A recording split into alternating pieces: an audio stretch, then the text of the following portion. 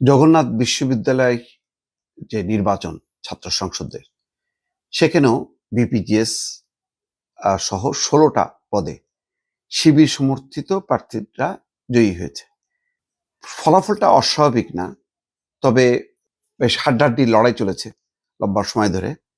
সম্ভবত সেখানে একটা সাফল্য যে এখন কাছাকাছি একটা অবস্থানে বেশ আমি দেখছিলাম লম্বা সময় ধরে ফলাফল গণনা। এটা কেন আমি নিজেও বুঝি না। এটা নেতিবাচক, ভবিষ্যতে এটা বিপদ হবে আর কি। নির্বাচনের ভোট শেষ হবে, তারপর 2-4-5 ঘন্টার মধ্যে ফলাফল হয়ে যাবে, কিন্তু এটা একদিন, 1.5 দিন, 2 দিন লাগে। এই অনেকটা জাহাঙ্গীরনগর বিশ্ববিদ্যালয়ের মতো, এটা ঠিক না। যাই হোক, এখন 21টা পদের মধ্যে 16টাতেই জিতেছে, তার মানে নিরঙ্কুশ বিজয়ী হয়েছে। বিপিজিএস এজিএস পদে তারা জিতেছে।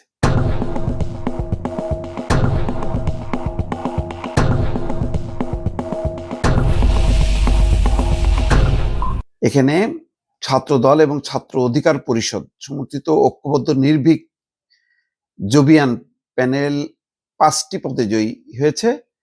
এই জয়টা খুব উল্লেখযোগ্য না, মোটামুটি কোন রকম একটা পার্টিসিপেশনটা তাদের হলো।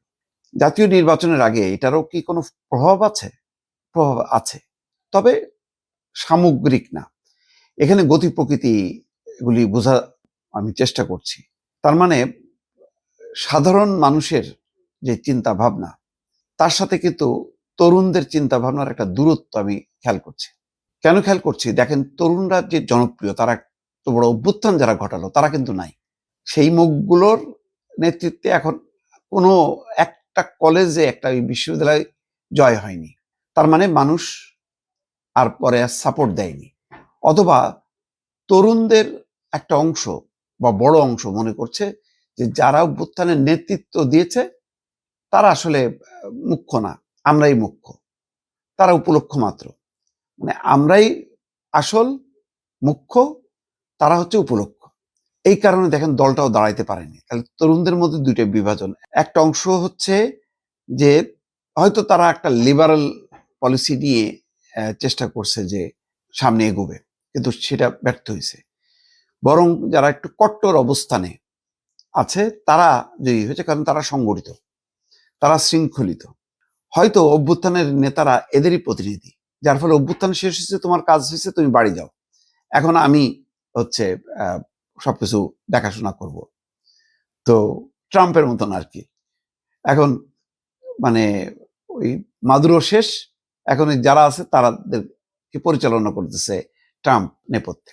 তো অনেকটা, কিছুটা, আমি অনেকটা বলবো না, কিছুটা তেমনটাই ঘটছে আমাদের তরুণদের মধ্যে দুটো বিভাজনের।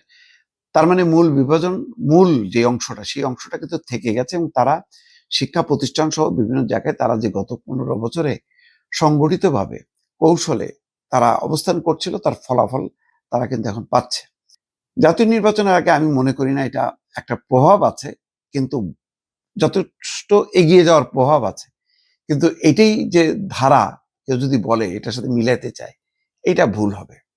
এর থেকে তরুণদের মেধা মননটা একটু বোঝার বা স্টাডি করার প্রয়োজন আছে। আমিও নিজেও দেখছিলাম যে ইনকলাব মঞ্চ মোটামুটি চলে গেছে জামাত শিবিরের কাছে সম্ভবত। কারণ ইনকলাব মঞ্চ হাদির সময় আমি এত শক্তিশালী দেখি না, এত শক্তিশালী এখন দেখি কেন? নতুন করে কেউ জয়েন করছে না, জয়েন করেনি। আজকে জামাত শিবির তারা সরে যাক সমর্থন দেওয়া থেকে, ইনকলাব মঞ্চ নাই, এবং বাস্তবতা এখন কিন্তু ওই সাপোর্ট আর পাচ্ছে না। তারপরে স্লোগান আছে হাদির প্রতি, সর্বসাধারণের মানুষের একটা ভালোবাসা আছে। আমার নিজেরও, আমি বারবার তার কথা চিন্তা করলেই বুকটা আসলে কেঁদে ওঠে, যে এরকম একটা ছেলে, একটা স্পষ্টবাদী মানুষ কথা বলছিল, তাতে কি আছে? তার ওই যে স্লোগানটা আমি পছন্দ করি না, যে স্লোগানটা নিয়ে এখন আমাদের মা বোনরা পর্যন্ত তার সাথে সুর মিলাচ্ছে। এদের অবশ্য একটা রাজনৈতিক পরিচয় আছে, এরা নিরপেক্ষ না। কিভাবে এরকম অশ্লীল স্লোগান দেয় আমি এটা বুঝতে পারি না আর কি। আমি নিজেও, দর্শক দেখেন, স্লোগান নিয়ে কথা বলছি, কিন্তু কোন স্লোগান আমি নিজেও উচ্চারণ করতে পারছি না, কিন্তু তারা কিন্তু অবলীলাই বলে যাচ্ছে, এবং হিজাব পরা আমাদের বোনরাও সেই কথাগুলি উচ্চারণ করতেছে। যাই হোক, এখান থেকে শিক্ষার ব্যাপার আছে। শিক্ষাটা হলো এই যে ছাত্র দলকে আরো নিবিড়ভাবে কাজ করা। কারণ শিক্ষা প্রতিষ্ঠানগুলোতে গণতান্ত্রিক শক্তিগুলো যদি উন্মেষ না ঘটে, তাহলে ভারসাম্যহীনতা নষ্ট হবে। দেখেন না, ওই যে রাজশাহীতে এক জিএস আম্বার বোধহয় দৌড়ায় বেড়াচ্ছে, মানে শিক্ষকদের, প্রশাসন তার এতে অস্থির সবাই।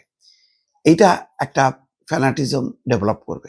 সুতরাং এখান থেকে সাবধান হয়ে গণতান্ত্রিক শক্তিগুলি, বাম প্রগতিশীল শক্তিগুলোকে সংগঠিত হওয়া, ঐক্যবদ্ধ হওয়া, এটা খুবই প্রয়োজন। আমাদের বাম প্রগতিশীল এদের একটা মানে আছে, এরা শক্তি নেয় কিন্তু একটা ব্রাহ্মণ নিয়ে নিজেদের মধ্যে বসে আছে। সামনে একটা সর্বনাশ হয়ে যাচ্ছে, সেই সর্বনাশ আগে তো সর্বনাশটা ঠেকাইতে হবে। আগে তো ডাকাত পড়ছে, ওই ডাকাতকে তো মানে ঠেকাইতে হবে, তারপরে না যেই বাড়িতে পড়লো সেই বাড়ি লোকজন ভালো না খারাপ সেটা পরে, আগে তো ডাকাত ঠেকাইতে হবে। আমরা ডাকাত ঠেকাইতে দেখি না, সেই শেখ হাসিনার আমলেও আমরা দেখি না যে গণতান্ত্রিক জাতীয়তাবাদী শক্তিকে নিয়ে আগে ফ্যাসিজমটা প্রোটেস্ট করা, তারপরে আপনি আপনার মতাদর্শ অনুযায়ী চলেন। এই জায়গাটা আমি কেন হয় বুঝি না। তো এখন কিন্তু পিঠ দেয়ালে ঠেকে গেছে কিন্তু গণতান্ত্রিক শক্তির। মানে যেহেতু একটা গণতান্ত্রিক শক্তি ছিল একসময়, সেটা ফ্যাসিস্ট হিসেবে পরিগণিত হয়ে তারা চলে গেছে বা নিঃশেষ হয়ে গেছে। আপাতত দৃশ্যমান না, হয়তো তারা নিশ্চয়ই আছে, কিন্তু তারা তো আর মানে অ্যাক্টিভলি পার্টিসিপেট করতে পারছে না। প্রকাশ্যে যেই সংগঠনগুলো আছে, যেই বাম গণতান্ত্রিক সংগঠনগুলো, তারা কেন গণতান্ত্রিক শক্তির সঙ্গে একসাথে মার্চ করতেছে না, এটা বুঝতে পারতেছে না। দেখেন অন্যদিকে ইসলামী দলগুলো কিন্তু মত পার্থক্য সত্ত্বেও কিন্তু তারা বলছে সব ইসলামী ভোট এক জায়গায়, কিন্তু এখানে সমস্ত বাম প্রগতিশীল জাতীয়তাবাদী শক্তির ভোট কিন্তু এক জায়গায় না।